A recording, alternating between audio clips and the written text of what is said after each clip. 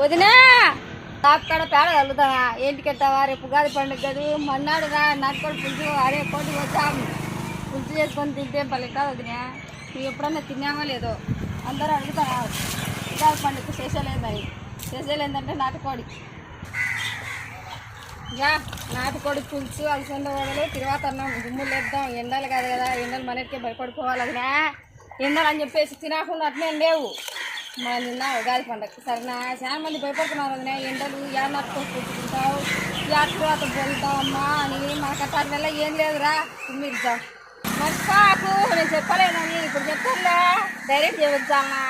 ఏం లేదు నా అర్థం కావు మన మాట మనకేమి ఉంది నువ్వు పిలిచినా నేను పిలిచినా ఏడ పిలిచినా ఒకటే కదా